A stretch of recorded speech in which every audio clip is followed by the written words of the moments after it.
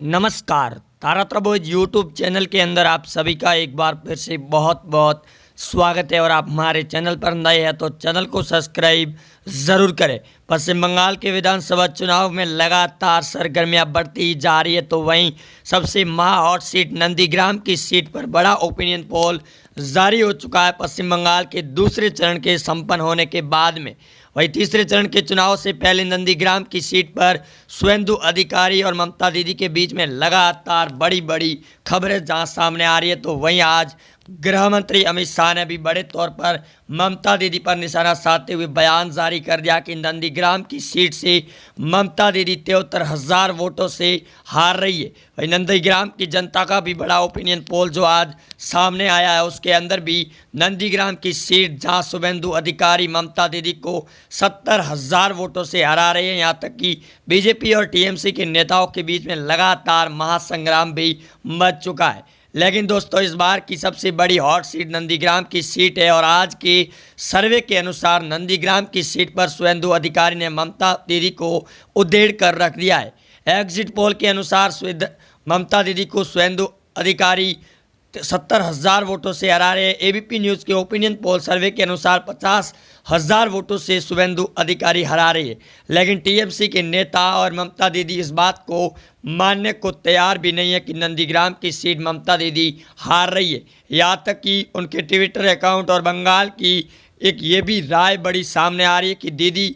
इन अगले 6 चरणों के अंदर दूसरी सीट से चुनाव लड़ने का फैसला लिया जा रहा है। यहाँ तक कि पीएम मोदी ने भी कहा कि दीदी के लिए सही समय होगा कि वो किसी दूसरी सीट पर अपना चुनाव लड़ लें, अन्यथा नंदीग्राम की सीट का जो एग्जिट पोल सामने आया उसके अंदर दीदी की इस बार सुपड़ा साफ है। पश्चिम बंगाल के करीब 200 परिवारों ने तीसरे चरण से पहले नंदीग्राम से लगाकर अन्य सीटों से और टीएमसी के खास पार्टी के कार्यकर्ता रहते हुए भी उन्होंने पार्टी को छोड़ दिया है। तीसरे चरण के 6 अप्रैल को चुनाव होने वाले हैं, उनसे पहले आज बड़ा झटका लगा है टीएमसी पार्टी को। 200 परिवारों ने एक साथ बीजेपी पार्टी को ज्वाइन कर लिया टीएमसी पार्टी को छोड़कर। तो वहीं नंदीग्राम की सीट पर शुभेंदु अधिकारी ने भी बयान देते हुए कहा कि 80% वोटिंग हुई है और दूसरे चरण की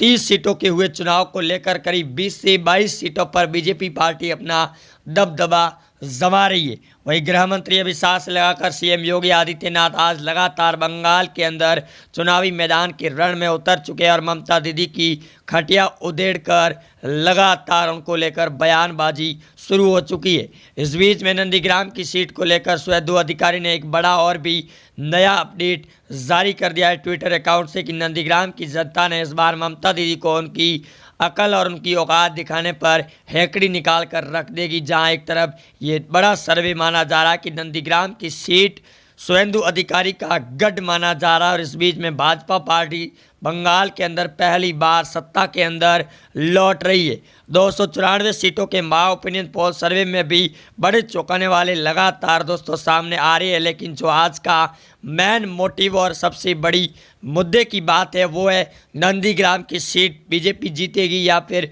टीएमसी। सर्वे के अनुसार दोस्तों हम आपको बता रहे हैं आंकड़ों के अनुसार कि आज जो फलोदी सट्टा बाजार ने आंकड़े जारी किए उसके मुताबिक नंदीग्राम की सीट पर 17 रुपये के भाव बीजेपी को दिए जा रहे हैं, वहीं 10 रुपये के भाव टीएमसी पार्टी को दिए जा रहे हैं। सीपीआईएम और कांग्रेस का पहले से ही सुपड़ा साफ है। बंगाल के इस एग्जिट पोल सर्वे के अनुसार लगातार 294 सीटों के ऊपर भी काफ़ी ज़्यादा प्रभाव पड़ रहा है इस नंदीग्राम की सीट को लेकर। जहाँ एक तरफ बीजेपी पार्टी दावा ठोक रही है और टीएमसी के हारने की जहाँ खबरें आ रही है, तो उसी के अनुसार ओपिनियन पोल के अंदर बीजेपी पार्टी और भी बड़ी मजबूत होती हुई जा रही है। चाहे वो हावड़ा जिले की 17 सीटें हो या फिर हुगली जिले की 18 सीटें हो, चाहे उत्तरी 24 परगना की हो या फिर पश्चिमी वर्धमान की सीटें हो, लगातार बीजेपी पार्टी नंदीग्राम की सीट पर ममता दीदी पर दबाव बनाए जाने के कारण अन्य सीटों पर भी अपना हार का मुंह देखना तय नज़र आ रहा है। इसी वजह से लगातार बीजेपी पार्टी चुनावी मैदान के अंदर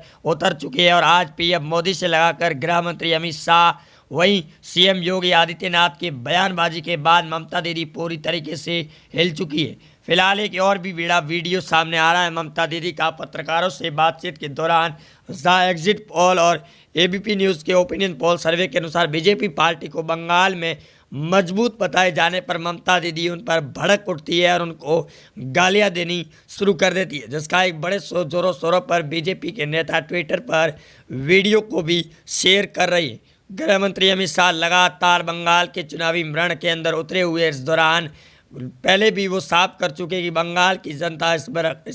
इस दौरान और 2021 के विधानसभा चुनाव के अंदर बीजेपी पार्टी का परिवर्तन देखेगी। दूसरी ओर दोस्तों आपको बता दें कि मतुआ समाज और बांग्लादेश और अन्य देशों से लौटे शरणार्थियों को सीए और एनआरसी के तहत भारत की नागरिकता दिए जाने के बड़े ऐलान के बाद में जहां एक तरफ मतुआ समाज के करीब 200 से ऊपर परिवार जो पहले दूसरे चरण के अंदर ही शामिल हो चुके थे टीएमसी पार्टी को छोड़ बीजेपी के अंदर, और जो अब तीसरे चरण से पहले एक और बड़ी खबरें भी सामने आ रही है कि करीब 250 परिवारों ने आज सुबह ही बीजेपी पार्टी को ज्वाइन कर लिया, जो दीदी के लिए एक बड़े तौर का झटका है। वही दोस्तों आप भी अपने वीडियो को अगर अपने क्षेत्र के अंदर और तीसरे चरण के चुनाव के अंदर देख रहे हैं तो वीडियो के कमेंट बॉक्स के अंदर आप अपना ओपिनियन और अपना बयान ज़रूर लिखें कि आखिर आप बंगाल की जनता में किसके साथ खड़े हैं, बीजेपी के साथ में या फिर एक बार फिर बंगाल के अंदर ममता दीदी करेगी राज। लेकिन जो ओपिनियन पोल और सट्टा बाजार से लगाकर एग्जिट पोल की जो खबरें सामने आई है उसके मुताबिक बंगाल की जनता इस बार बीजेपी को भरपूर सपोर्ट भी कर रही है। चुनावी मैदान के दौरान जय श्री राम के नारों की अगर बात करें तो जहां ममता दीदी की रैली के अंदर जय श्री राम के नारे लगने शुरू होते हैं तो दीदी उसी रैली को बीच में छोड़ करके भाग जाती है। और ये सबसे बड़ा मुद्दा है ममता दीदी के लिए, जहां एक तरफ मुस्लिम बहुमूल्य क्षेत्रों में करीब 150 सीटों का मा ओपिनियन पोल के अनुसार असुद्दीन ओवैसी के चुनावी ऐलान के बाद दीदी को काफ़ी ज़्यादा नुकसान हो रहा है दलित और मुस्लिम समाज को लेकर, जहाँ करीब 150 सबसे बड़ी सीटें हैं और दीदी पिछली बार भी इन सीटों पर अपनी सत्ता की मोहताज बनकर सामने आई थी। लेकिन इस बार बंगाल की जनता ने परिवर्तन तय कर लिया है कि बीजेपी पार्टी ही बंगाल के अंदर एनआरसी और सीए को लागू कर सकती है, अन्यथा उनको नागरिकता नहीं दी जा सकती है। और लगातार ओपिनियन पोल के अनुसार भी पीएम मोदी भी दावा कर चुके हैं कि एनआरसी और सीए को जल्द पश्चिम बंगाल के चुनाव में अगर भाजपा की सरकार बनती है और पहली बार सत्ता के अंदर लौटेगी तो कई बड़े फैसले लिए जाएंगे। वहीं ममता दीदी ने जिस प्रकार बंगाल की जनता को जो केंद्र सरकार से आने वाली योजनाओं से दूर रखा है और बंगाल की जनता को एक भ्रांति के अंदर रखा है कि बीजेपी पार्टी लूटने के लिए बंगाल के अंदर अंत तक पहुँचा रही है, लेकिन ममता दीदी भी इस बात को भूल चुकी है कि वो चुनावी मैदान के रण में उतरी हुई है। प्लास्टर करने के बावजूद भी नंदीग्राम की सीट पर दीदी हार रही है और यहाँ तक कि अंतिम चरण के दौरान भी दीदी ने खुलकर नंदीग्राम की सीट पर बीजेपी पर निशाना भी साधा था। इस दौरान एग्जिट पोल पर काफ़ी ज़्यादा प्रभाव पड़े थे, लेकिन फिलहाल में फाइनल ओपिनियन पोल दूसरे चरण के बाद और तीसरे चरण से पहले जारी हो चुका है आज 3 अप्रैल के दोपहर का, जिसके अंदर नंदीग्राम की सीट पर मां एग्जिट पोल ने साफ तौर पर जिक्र कर लिया कि बंगाल के अंदर इस बार परिवर्तन तय है। वही बंगाल की जनता भी इस बार ममता दीदी से उभर चुकी है और महिलाओं का भी ओपिनियन पोल जहां एक तरफ मतदान करने के बाद जो नंदीग्राम की सीट से लाइव सामने आया था उसके अंदर भी नंदीग्राम की सीट पर शुभेंदु अधिकारी बीजेपी पार्टी को 70,000 वोटों से जिता रहे हैं। ममता दीदी की सीट उनके भतीजे के ऊपर फंस चुकी है, क्योंकि इस बार अगर ममता दीदी हैट्रिक लगाती है तो उनके भतीजे को बंगाल का सीएम बनाने का पूरा ऑपरेशन और पूरी तैयारी में, लेकिन इससे पहले बीजेपी पार्टी ममता दीदी के इस पूरे उलटफेर और ऑपरेशन को नाकाम कर रही है। तो वहीं असम राज्य के चुनावी मैदान के अंदर ईवीएम घोटाले को लेकर चुनाव आयोग पूरी तरीके से फंस चुका है। इस बीच में कांग्रेस पार्टी के नेताओं से लगाकर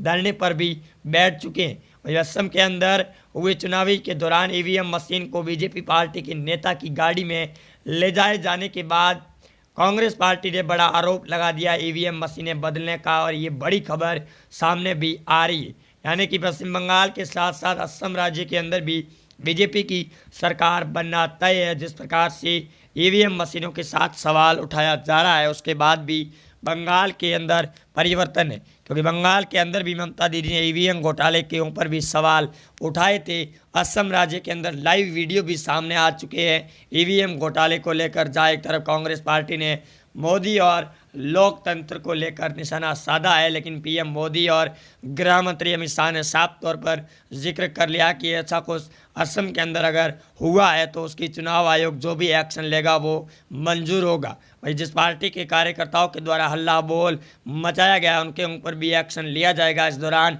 बंगाल के अंदर भी ममता दीदी ने केंद्र की एजेंसियों पर सवाल खड़े कर दिए, जिसके बाद चुनाव आयोग ने बड़ा फैसला लेते हुए बयान भी जारी किया है ममता दीदी के दबाव में कि केंद्र की एजेंसियां बीजेपी पार्टी का समर्थन और अंदरूनी तौर पर पूरी तरीके से साथ में खड़ी नज़र आ रही है और बूथों पर धमकाने की कोशिश की जा रही है। लेकिन दोस्तों, बंगाल की जनता का जो ओपिनियन पोल सामने आया है उसके अंदर ऐसा कुछ भी देखने को नहीं मिल रहा है। यहाँ तक कि 8 चरण के अंदर बंगाल के चुनाव कराए जाने को लेकर टीएमसी पार्टी बौखला चुकी है और वो लगातार चुनाव आयोग पर भी सवाल खड़े कर रही है। इस दौरान उनको चोट लगने के बाद भी चुनाव आयोग से ममता दीदी ने बीजेपी पार्टी पर अपना पूरा आरोप थोपकर शिकायतें भी दर्ज करवाई थी। वही दोस्तों, आप जुड़े रहिए हमारे साथ। चैनल पर नए मेहमान हैं तो सब्सक्राइब जरूर करें। मिलते हैं नए अपडेट के साथ, तब तक के लिए जय हिंद, वंदे मातरम।